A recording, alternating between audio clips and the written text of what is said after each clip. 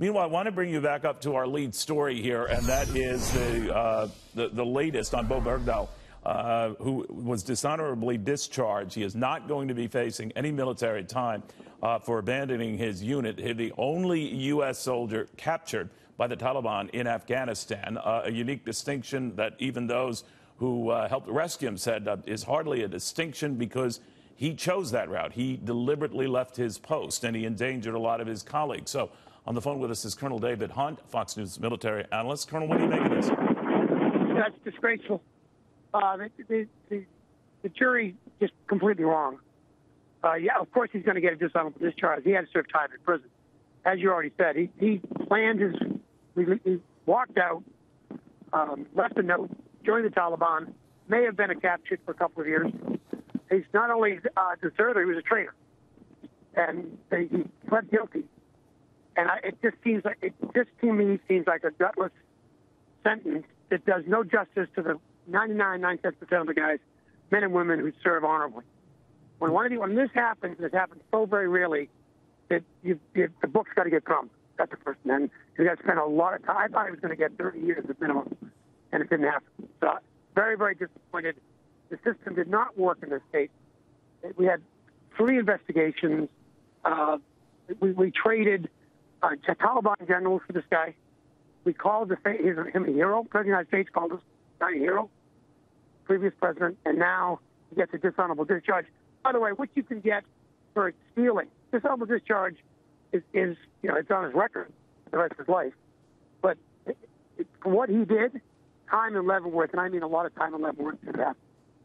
Yeah, I mean, it's dishonorable discharge, whatever is on his record. He is a known figure. He's a familiar figure, a familiar face, a very familiar name. Now, prosecutors, as you know, Colonel, had urged a 14-year prison term, saying that he sent a bad signal and endangered a lot of his colleagues. Barack Obama, at the time, there was a prison swap, if I recall, with about 5 Taliban militants who were released in exchange for him. And a lot of people, I remember it was President Trump, or then candidate Trump, who said he was a dirty, rotten traitor at the time. But none of that moved sentiment on this. What do you make of that?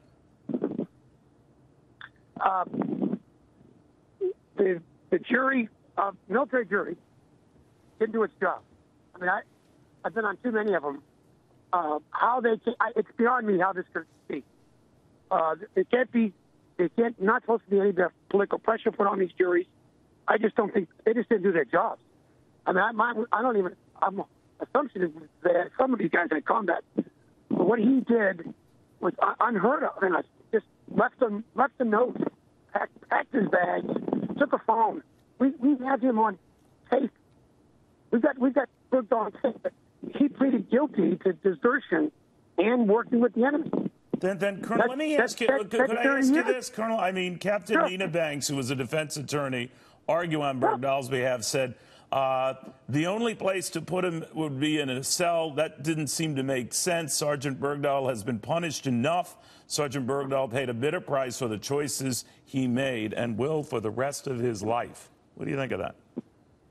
He's a defense counsel, did a great job. That's his job. I have no issue with the captain. My issue is with the jury. But the guy pleaded guilty to a heinous crime and didn't have the sand, didn't think of other soldiers, didn't think we were still at war. How does this, this doesn't deter anybody. Okay, yes, it was tough on him. That's what happens when you join the enemy. It's not easy. And we did trade 5 very serious guys, and it was a huge mistake for the president at the time to call him a hero. A lot of backlash with that. But this is a military jury who didn't do their jobs. By the way, the military took too much time even investigating this. This is a bad stain. It's very, very tough. We've got a great military, a great soldier, and this type of thing doesn't do them. The guys, men and women who serve honorably, very quietly, do their jobs. For the last 16 years, we've been doing this since 9/11, and this guy goes to jail at Leavenworth in confinement, solitary confinement forever. That's the price you pay. It's a volunteer service. It's a great honor. And when you stay in that, you pay. He's not paying. He's going to get, there's a book deal here. There's a movie deal here. It's awful. It's very, very disappointing. Colonel, thank you very, very much.